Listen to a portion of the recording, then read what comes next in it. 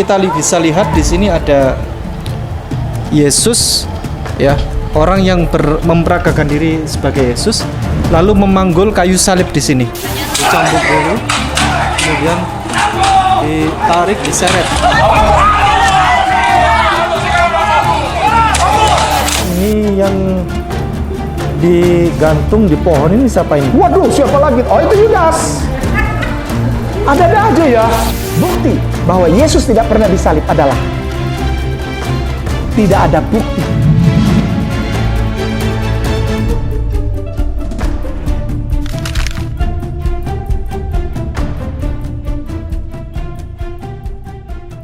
Bismillahirrahmanirrahim. Assalamualaikum warahmatullahi wabarakatuh. Waalaikumsalam warahmatullahi wabarakatuh. Alhamdulillah, pada sore hari ini yang rencananya akan ada kegiatan pensyahadatan, cuman mualafnya tiba-tiba adiknya masuk rumah sakit dan berhalangan.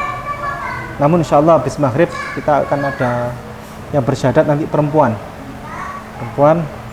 dan ini ada kabar baik bahwa pada sore hari ini yang terhormat para ustadzah sekalian, para ustadz semuanya, sore hari ini kita akan membahas satu materi yang hampir tidak pernah disampaikan di tempat lain, yakni tentang film. Kita akan membahas film.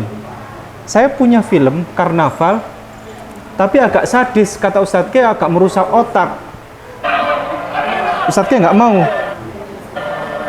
Ini karnaval, kalau kita di Indonesia itu seperti karnaval ini Pangeran Diponegoro, begitu kan, lewat ada Jenderal Sudirman, begitu.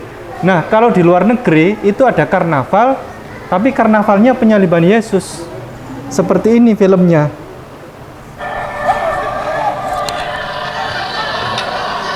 Nah, ini kata Ustadz Kainama merusak merusak otak.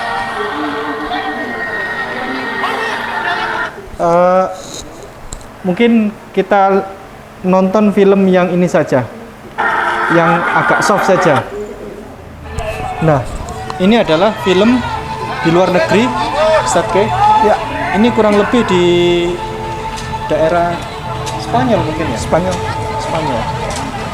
Ini kita bisa lihat di sini ada Yesus, ya, orang yang memperagakan diri sebagai Yesus, lalu memanggul kayu salib di sini.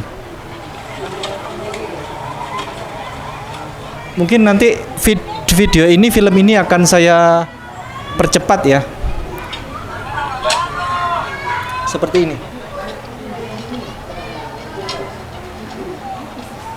Ada pemanggulan kayu salib yang besar. Apakah benar seperti ini, Ustadz Ke? Silakan Ustadz Ke. Nanti sambil saya percepat, saya akan nanya ini apa gitu. Baik, insyaallah. Silakan Ustadz. Bismillahirrahmanirrahim. Bismillahirrahmanirrahim. Bismillahirrahmanirrahim. Assalamualaikum warahmatullahi wabarakatuh. Alhamdulillahirabbil alamin. Assalatu wassalam ala asrofil anbiya'i wal mursalin Sayyidina Muhammadin wa ala alihi wa sahbihi wa atbaihi ajmain. Ashhadu alla ilaha illallah wa ashhadu anna Muhammad Rasulullah. Allahumma sholli ala Sayyidina Muhammad wa ala ali Sayyidina Muhammad. Raditu billahi rabba wa bil islami dinna wa bil Muhammadin sallallahu alaihi wasallam nabiyya wa rasulah. Rabbi shrah li sadri wa yassir li amri wa hlul 'uqdatam min lisani yafqahu qawli, amma ba'd. A'udzu billahi minasyaitonir rajim. Bismillahirrahmanirrahim. Alif lam mim. Dzalikal kitabu la raiba fi hudal lil muttaqin. Alladzina yu'minuna bil ghaibi wa yuqimuna sholata wa mimma razaqnahum yunfiqun. Walladzina yu'minuna bima unzila ilaika wa ma unzila min qablik wa bil akhirati hum yuqinun ulaika ala hudan mir rabbihim wa ulaika humul muflihun. Sadaqallah wa sadaqallahul adzim wa shadiq Rasulullah Muhammad sallallahu alaihi wasallam. Minta tolong untuk salah seorang ustazah menyambung ayat 6-nya sampai 10 atau 6-7 afwan 6-7 Al-Quranul Karim, Al-Quran yang mulia, ayat 6 surat Al-Baqarah ayat yang ke-6 dan ayat yang ke-7 dibacakan bersama dengan terjemahannya. A'udzubillahi minasyaitonirrajim. Bismillahirrahmanirrahim. Innal ladzina kafaru sawa'un 'alaihim a'anzartahum am lam tundirhum la yu'minun. Sesungguhnya orang-orang kafir sama saja bagi mereka, engkau beri peringatan atau tidak engkau beri peringatan, mereka tidak akan beriman. Ayat 7-nya, khatamallahu ala qulubihim wa ala sam'ihim wa ala absarihim bisawatu walahum ajabun alim. Artinya, Allah telah mengunci hati dan pendengaran mereka, penglihatan mereka telah tertutup dan mereka akan mendapat azab yang berat. Ayat 8, wa minan nasi may yaqulu amanna billahi wa bil yaumil akhir wa ma hum bimu'minin. Artinya, dan di antara manusia ada yang berkata, kami beriman kepada Allah dan hari kiamat, padahal sesungguhnya mereka itu bukanlah orang-orang yang beriman. Ayat 9, yukhadi'una allaha waladina amanu wa ma yahda'un illa anfusahum wa ma yas'urun. Artinya, mereka menipu Allah dan orang-orang yang beriman, padahal mereka hanyalah menipu diri sendiri tanpa mereka sadari.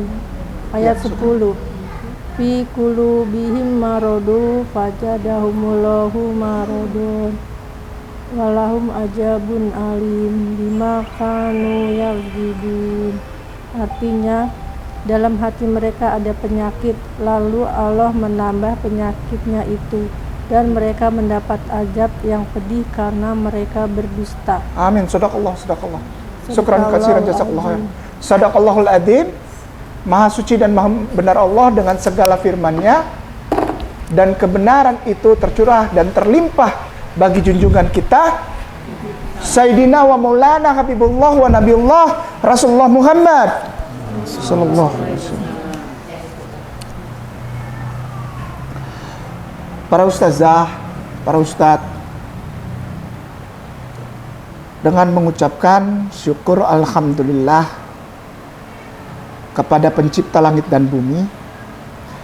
Tema yang diusung Ustadz Ipung, kenapa saya Kainama menyetujuinya? Kenapa?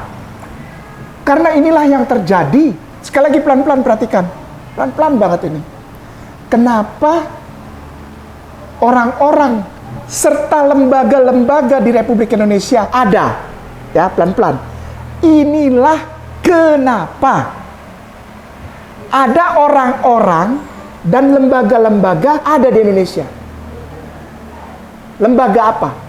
Lembaga yang membahas tentang satu pemahaman, namanya Kristologi.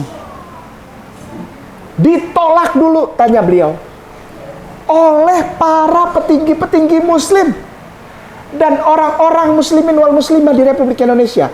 Ditolak. Silakan tanya beliau. Penolakannya luar biasa. Ngapain ada Kristologi? Kita ini Muslim, kita ini orang yang beriman Islam. Udah baca Quran, baca hadis, udah. Ternyata itu tidak cukup, Ustazah. Anak-anak kita, mantu kita, cucu kita, negara kita, kehidupan ideologi berbangsa dan bernegara rusak. Karena apa? Ada pola pikir yang lain yang masuk menjadi virus dalam kehidupan, terutama ditanamkannya di mana? Di kepala muslimin wal muslimat. Sasarannya bukan yang lain, muslimin wal muslimat di Republik Indonesia yang disayangin dan diberkahi Allah. Seperti program cuci otak, tahu? Pertama dibilang begini nih, ini maaf ya.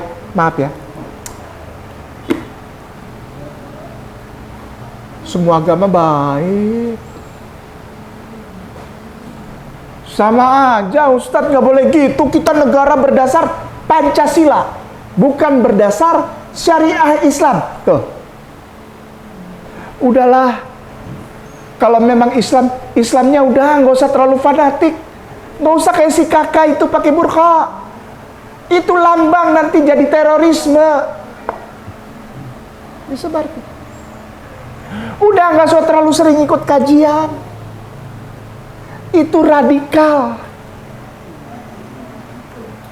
Anak-anak kita udah yang laki-laki, jangan biarkan mereka piara jenggot.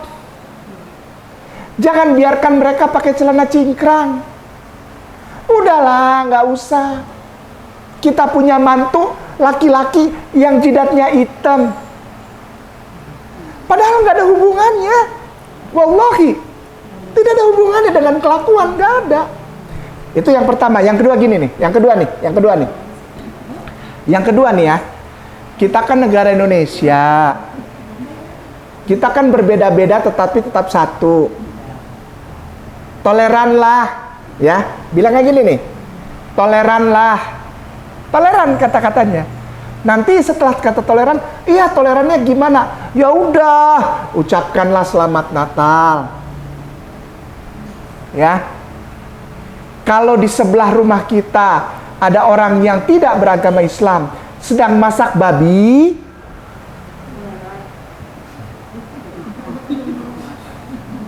ya, betul, iya kan?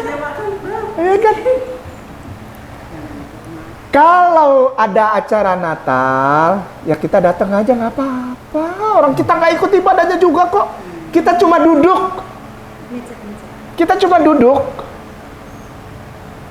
Ya Ustaz, tadi Ustaz bilang bahwa identitas muslimah itu bajunya pakai burqa gitu kan, terus Tertutup. mirip tertutup begitu kan. Ini saya lihat, ini setelah Yesus Kristus memanggul salib ini Ustaz. Kemudian ada 3 wanita di sini. Menggambarkan Maria Magdalena, Maria dan para suster. Nggak tahu ini siapa nih? 1, 2. Oh, ini para suster ortodoks. Enggak, ini menggambarkan cerita. ya cerita. Oh, itu Maria Magdalena, Ya. Maria ibunda Yesus. Bersama Joseph yang muda. Nah. Ini. Nah, Oh iya. Seperti beliau. Ini sama satunya laki ini siapa ini? lihat itu yang dipercaya sebagai Yohanes yang dikasihi. Nah, terus kemudian ini anduknya anduk apa ini? Ya, Handuk. mana handuk? Sebentar. Kejam ya bawaannya.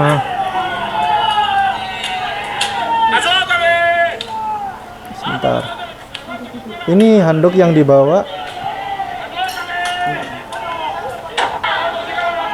Diseret nih. Wah, udah. Ya, bentar. Ya, oke ya, kita teruskan dulu ya. Ya. Paham ini diresapkan pelan-pelan. Diresapkan secara terstruktur, sistematis, dan masif. Sekali lagi, terstruktur. Iya. Dari golongan yang paling bawah naik ke atas itu terstruktur. Ya. Lalu sistematis. Apa? Masuk melalui pola-pola lembaga. Sistem, pakai sistem. Lalu yang ketiga, masif di seluruh tumpah darah Republik Indonesia. Tujuannya apa? Merusak dasar iman Islam.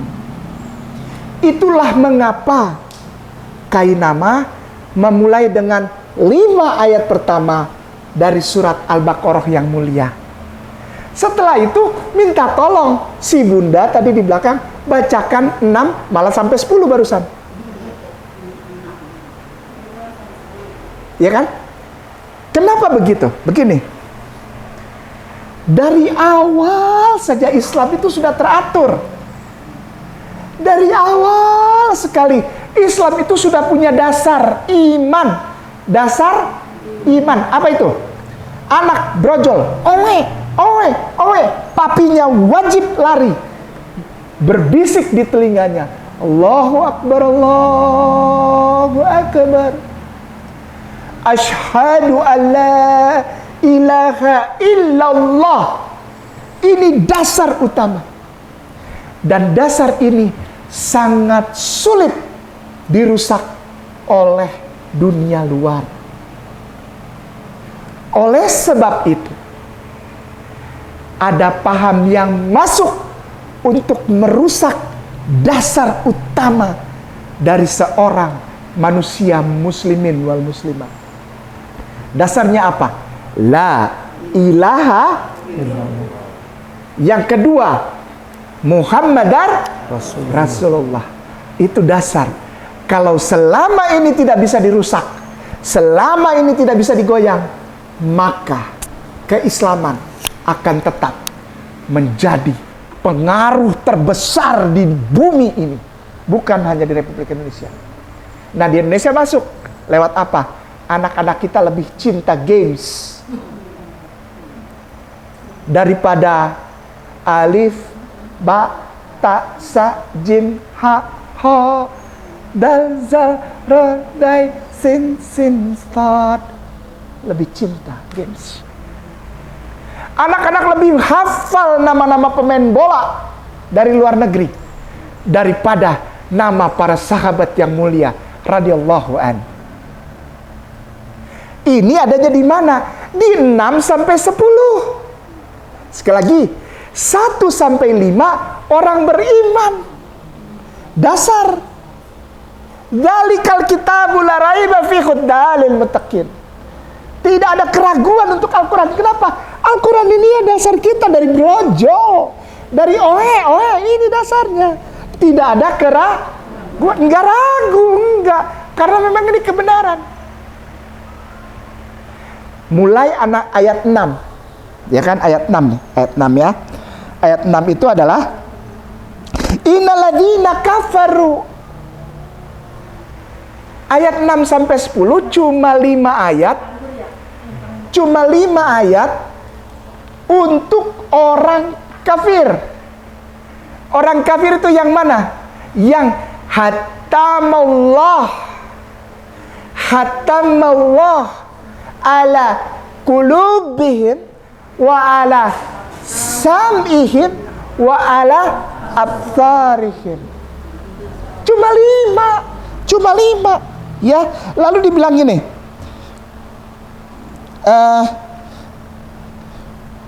fi qulubihim maradun fazadahumullahu maradan.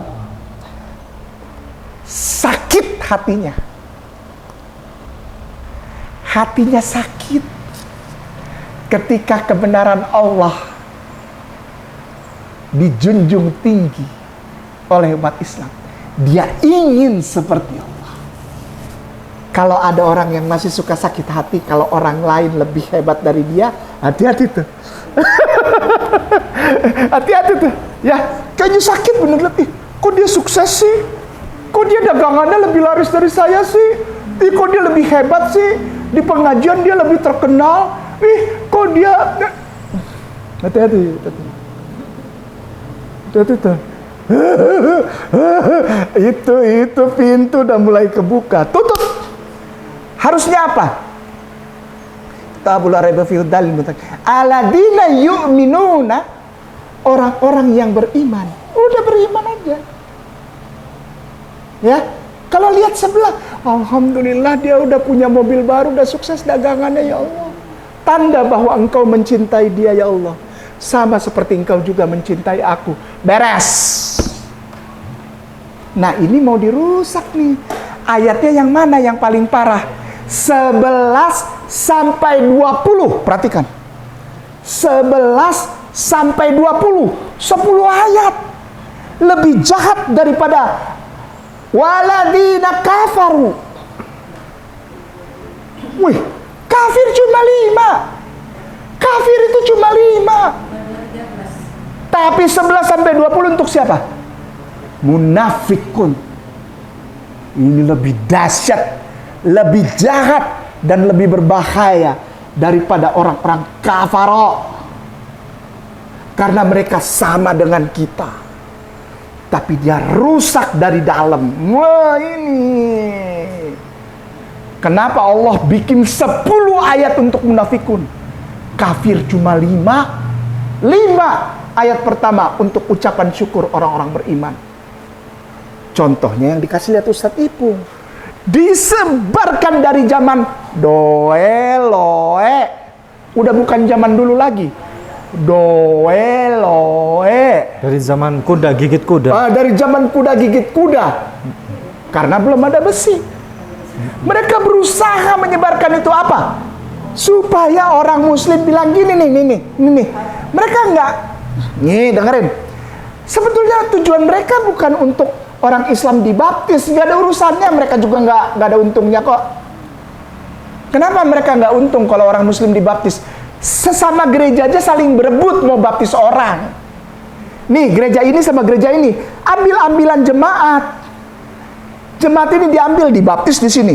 Yang ini ada lagi diambil jemaat ini dibaptis. Jemaatnya aja untuk dibaptisnya mereka rebut-rebutan. Mereka nggak pusing orang muslim itu dibaptis di mana, nggak pusing. Ya, yang mereka tujuan utama apa? Orang Islam ngomong, nih. Orang Islam ngomong, didengar oleh orang. Orang Kristen baik ya. Hati-hati tuh. Emang Kristen nggak baik? Memang Islam nggak baik. Ya kan? Nah, jadinya ke situ. Memang Islam nggak baik. Memang Islam nggak baik, tujuannya ke situ. Kalau kita udah ada pengakuan, udah menang mereka. Tujuan akhirnya sudah tercapai. Apa itu? Berarti kita membenarkan Nabi Allah dibikin begini. Nabi Allah disiksa, diludahin, dihinakan, lalu diangkat jadi Tuhan. Ya dong? Kan ini Yesus mati di kayu salib menurut mereka jadi Tuhan kan? Menebus dosa umat manusia, termasuk orang Islam. Dosa umat manusia. Orang Islam umat manusia bukan? Itu sasarannya dirusak. Jadi kayak virus, ngerti nggak? Ya, udah mulai dapat ya. Ini yang diperjuangkan oleh Ustadz Ipung dan kawan-kawan agar perlu. Tolong perhatikan juga kepada tuan guruku, mualimku, mudarid syekh yang ada di lembaga-lembaga Islam yang tinggi di Indonesia. Ustadz Ipung bersama lembaganya dan lembaga-lembaga kristologi lain bukan untuk memecah belah ya tuan guru, bukan. Tapi untuk menempatkan masalah ini pada tempat yang proporsional, itu aja. Ustadz, ini yang nggak tega nih Ustadz. Ini yang tadi Ustadz. Apa Nggak tega, diseret kemudian dijadikan Tuhan. Ini. Serem banget. Ini. Tuh diseret. Astagfirullah. Ini sebentar, suaranya nggak ada. Nah, ini. Bentar ya. Ini digebukin dulu Ustaz. Dicambuk dulu. Kemudian ditarik, diseret.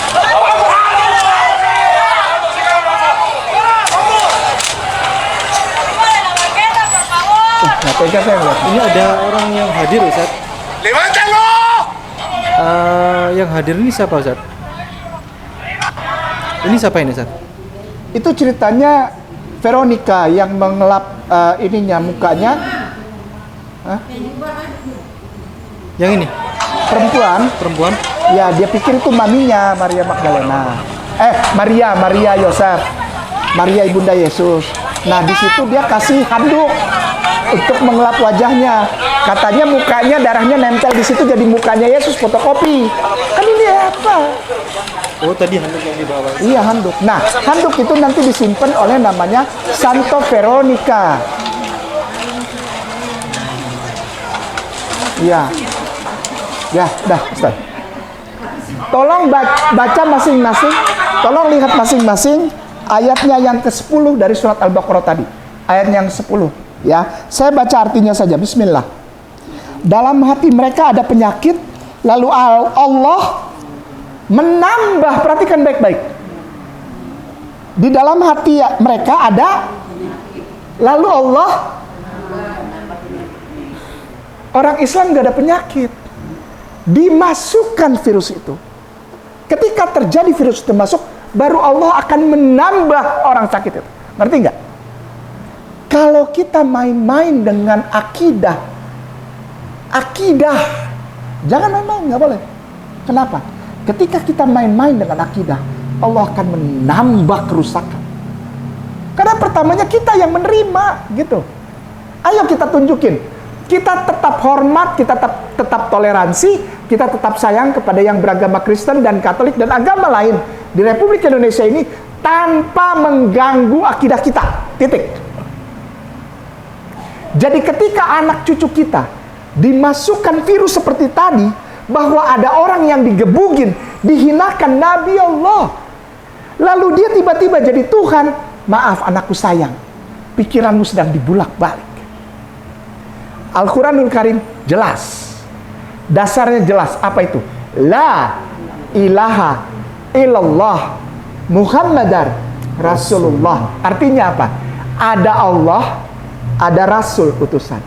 Utusan sehebat apapun dia tidak bisa menduduki tempatnya Allah. Kalau ini pikiran sudah dibolak-balik, namanya logical fallacy. Pemutarbalikan fakta. Falasi palsu. Apa? Logika palsu. Fallacy itu false. False itu palsu. Logikanya dibalik. Anak-anak kita sedang dibalik pelan-pelan nih. Lewat games. Lewat apa? Udah tenang aja katanya. Gampang nyari duit mah. Kenapa? Jadi YouTuber. Loh, Ustadz kan ada di YouTube, tapi saya bukan YouTuber. Insya Allah saya menyampaikan kabar tentang informasi bahwa Al-Quran benar. Dilihat dari kitab sebelum Al-Quran. Saya bukan YouTuber. Ustadz Ipung YouTuber? Bukan. Ustadz Ipung mengadakan di channel YouTube informasi tentang lembaga Yayasan Mu'alaf Center Nasional Hagia Sophia. Ngerti ya? YouTuber itu yang mana? Yang naik mengupload video YouTube, nggak peduli akibatnya apa. Itu YouTuber.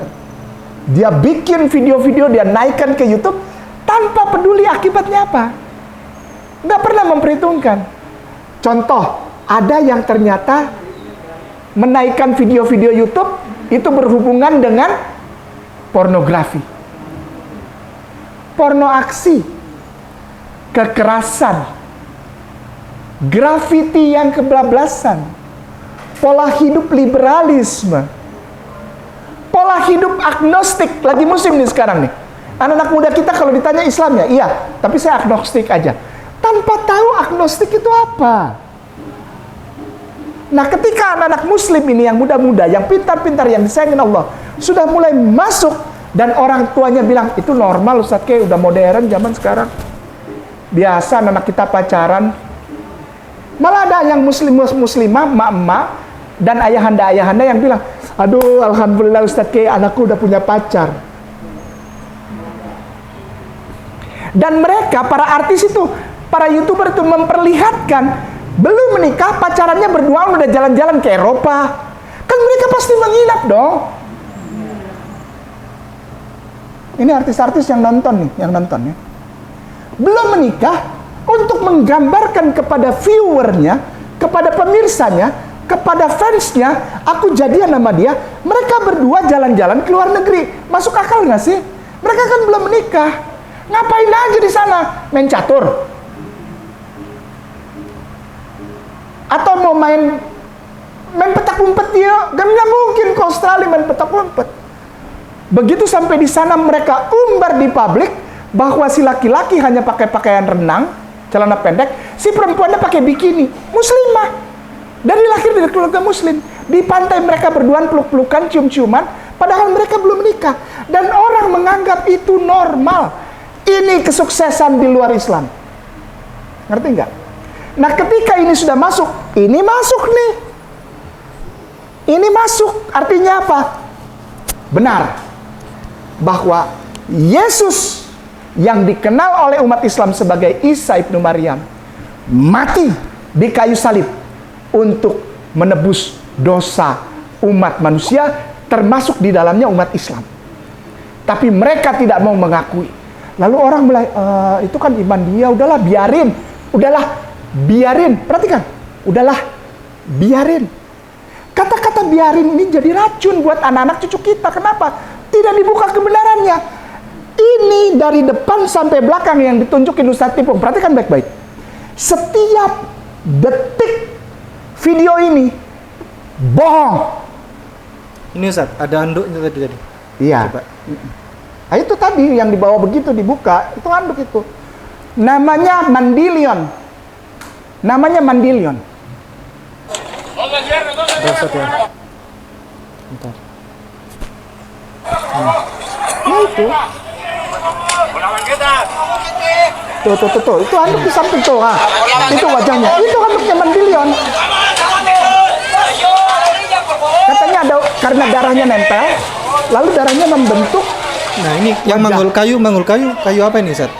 Ya, Sekali lagi ya. kayu kasok kali. Enggak. Ini ada yang manggul kayu nih. Kayu apa itu?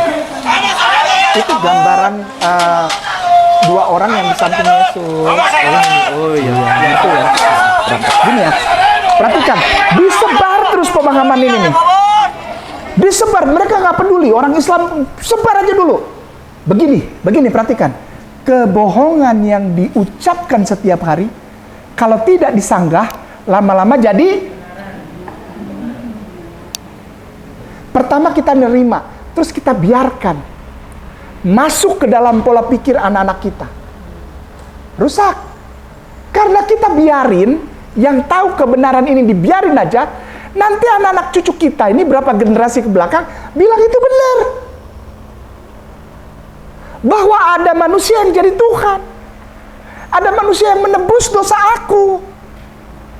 Kita nggak apa-apa bikin dosa, bebas. Free sex bebas. Ya. Hubungan seks sesama jenis nggak apa-apa. Ya kan, karena apa? Karena dosa kita sudah ditebus.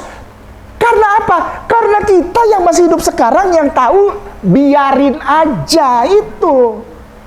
Saya mau bilang sekarang, setiap detik dari video ini bohong.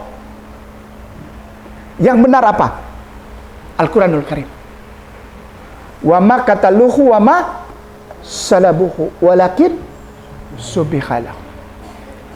Buktikan, katanya Kainama, bahwa Isa atau Yesus itu tidak disalib. Gampang buktinya. Apa? Bukti bahwa Yesus tidak pernah disalib. Yesus tidak pernah mati. Yesus tidak pernah naik sendiri ke sorga, melainkan diangkat oleh Allah. Buktinya apa? Perhatikan baik-baik, saudaraku sayang. Kristen yang juga ikut nonton video ini.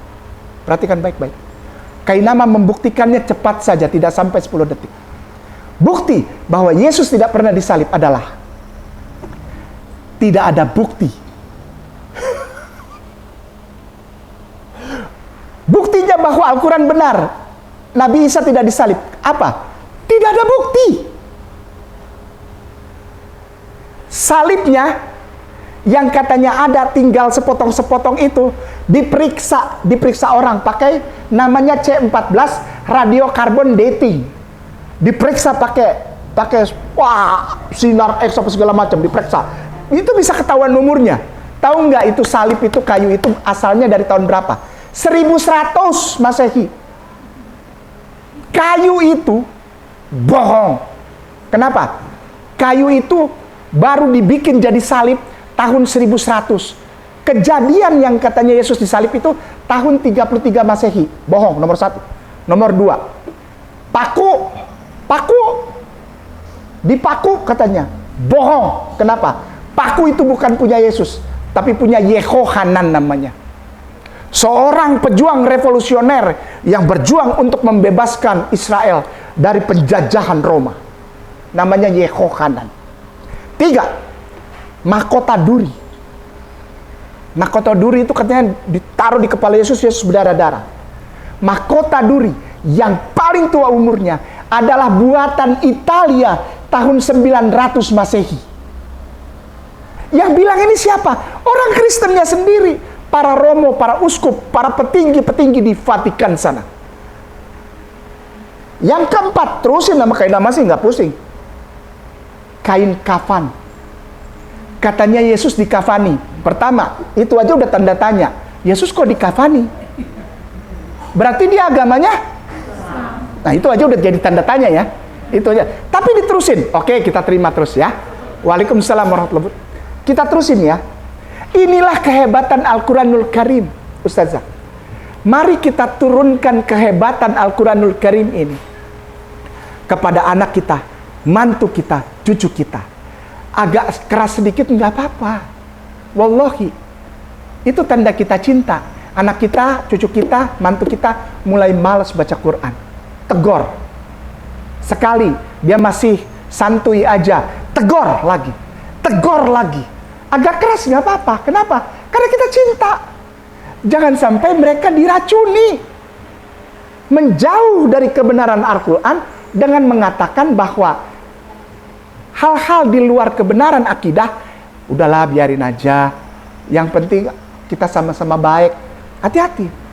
Kita baik kepada mereka jika mereka tidak racuni anak-anak kita, gitu loh. Ngerti? Saya akan lanjut, saya nggak mau berhenti, saya akan lanjut. Yang keempat tadi, kain kafan udah ketahuan. Kain kafan itu bohong. Digunting ujungnya, lalu di radiokarbon juga. Radiokarbon dating. Tahu nggak? Itu asalnya dari tahun 1200 Masehi. 1200 Masehi. Dan yang paling parah, kain kafan itu adalah kain kafan orang Islam. Bukan kain kafan Yesus. Kodewin, the shroud of Kodewin. Laki-laki Muslim punya kafan diambil, lalu dibilang itu punya Yesus. Mereka tahu ini. Lanjut, nggak mau berhenti saya. Tempat di mana Yesus disidang namanya Gabata atau Litros Trotros dalam bahasa Yunani. Itu tempatnya aja baru ada tahun 185 Masehi. 185. Jadi salib penyalibannya itu, sidangnya itu 100 tahun sebelumnya, tempatnya baru ada 100 tahun gitu, ngerti gak sih? Ini Yesus di sidang yang tadi digebuk-gebukin itu, tempatnya baru ada 100 tahun setelah kejadian, kan gak lucu. Udah, nomor 2, Golgota. Pernah dengar itu? Tempat Yesus disalibkan. Tempatnya aja baru diumumkan tahun 1849. Masya Allah. Getsemani, tempat berdoa. Sampai sekarang orang Kristen nggak bisa nentuin. Ada 4 tempat. Yang ini bilang Getsemani, yang ini bilang Getsemani, yang ini bilang Getsemani, yang ini bilang Getsemani. Semuanya ada di Yerusalem. Sampai sekarang orang bingung yang mana yang Getsemani. Terakhir. Orang Kristen selalu menuntut. Orang Islam itu, Al-Qurannya bilang, Yesus atau Nabi Isa tidak disalib. Buktinya mana? Bukti yang paling akhir adalah,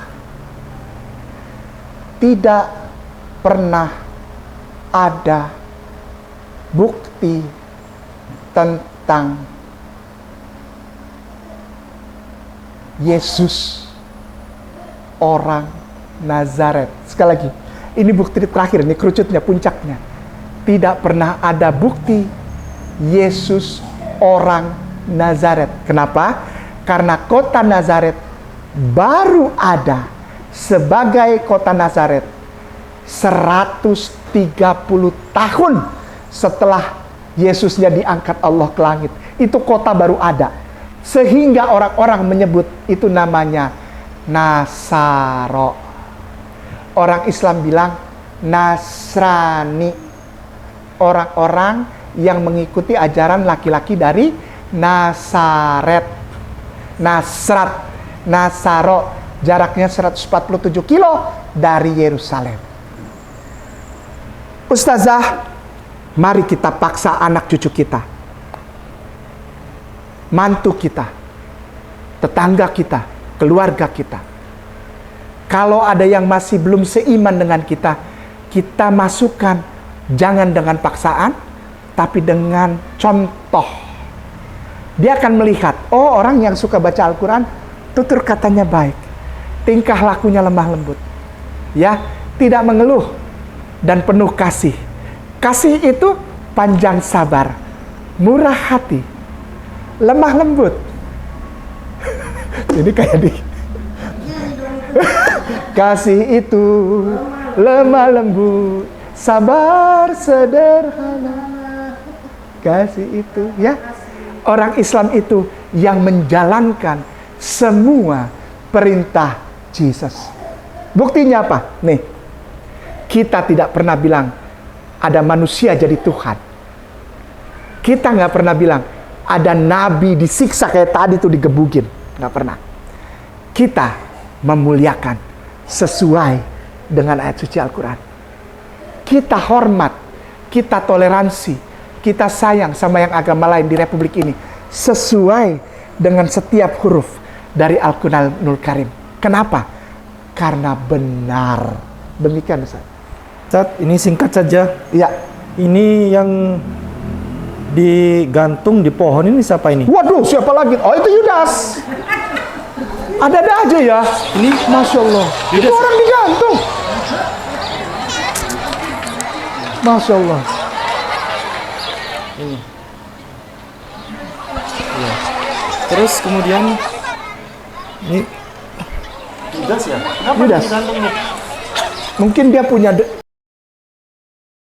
Ya. Terus saya tunjukkan ini saat ya ceritanya juga nggak jelas, Ustadz ya.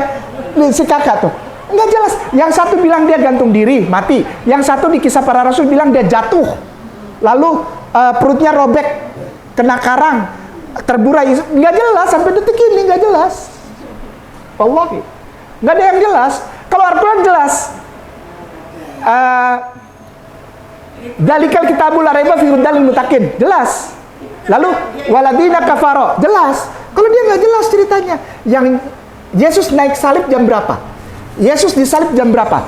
Yang di kitab pertama Markus bilang Markus jam 9. Lalu di Lukas bilang jam 12. Sampai sekarang aja Yesusnya disalib aja belum jelas. Nih, Ustadz sebentar ya. Kita keluar sedikit dari sini. Bukti bahwa itu kitab. Kenapa? Nih, Ustadz buka yang kemarin. Ustadz buka.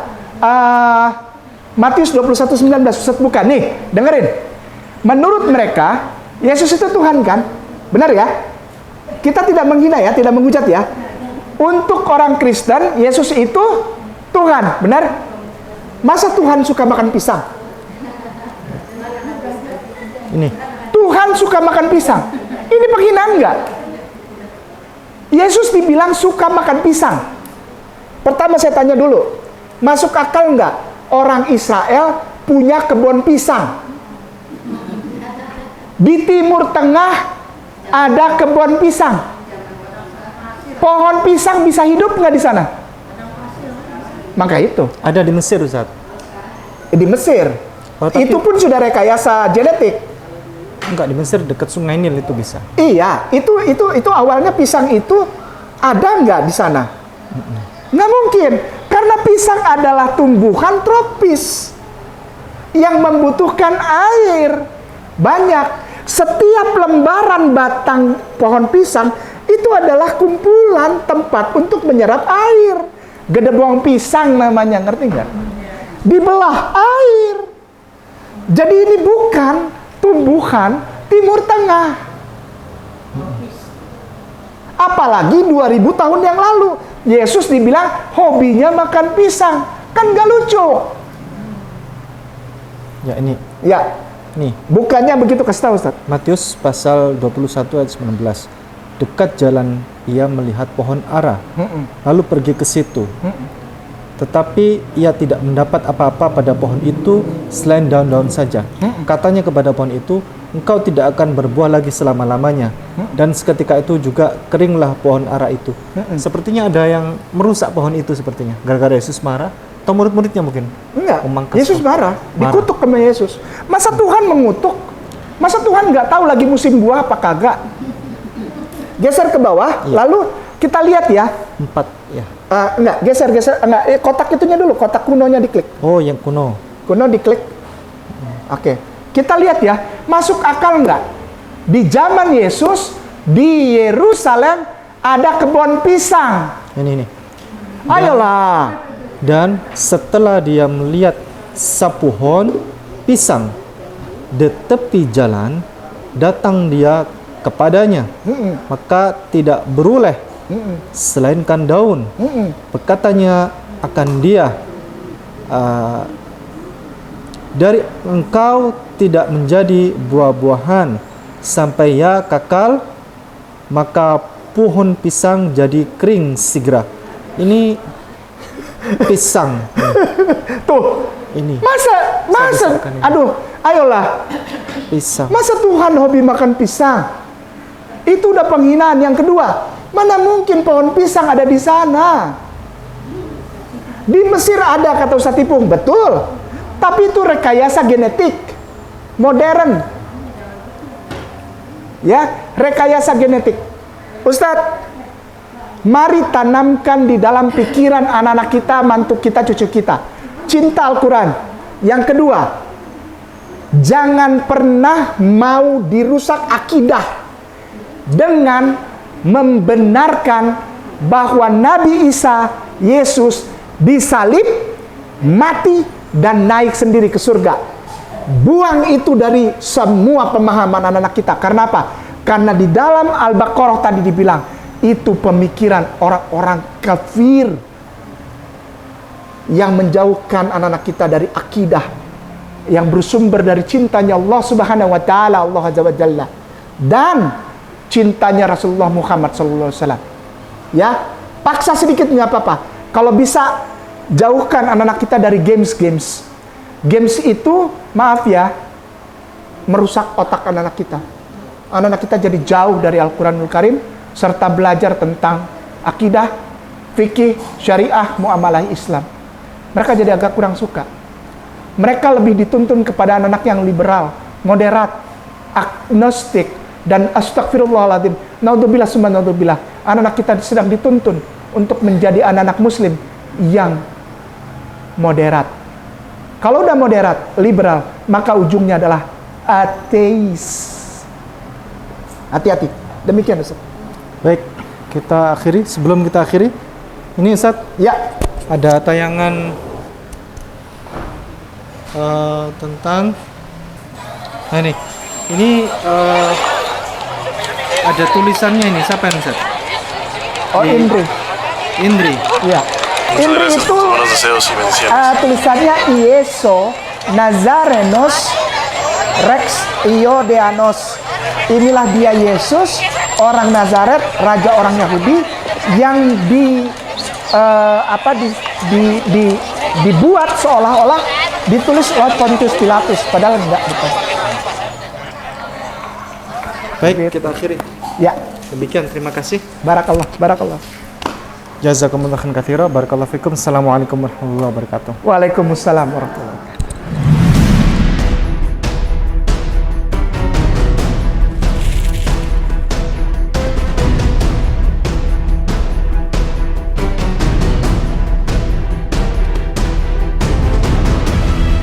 Gerakan kurban tidak biasa untuk mu'alaf di pedalaman.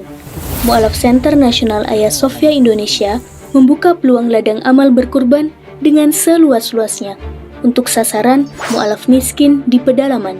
Ada 3 nilai lebih yang akan Bapak Ibu dapatkan. 1. Kurban Anda tepat sasaran kepada yang benar-benar membutuhkan.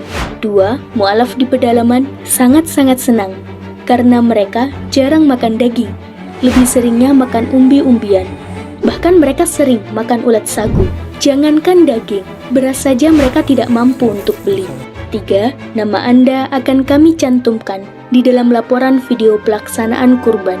Adapun sasaran, wilayah yang akan menjadi tempat untuk pelaksanaan berkurban adalah Mu'alaf Pedalaman Simoylaklak, Mu'alaf Bolang Mongondo, Mu'alaf Pedalaman Uwe Malingku, wilayah garis pemurtadan Malang Selatan, dan lain-lain.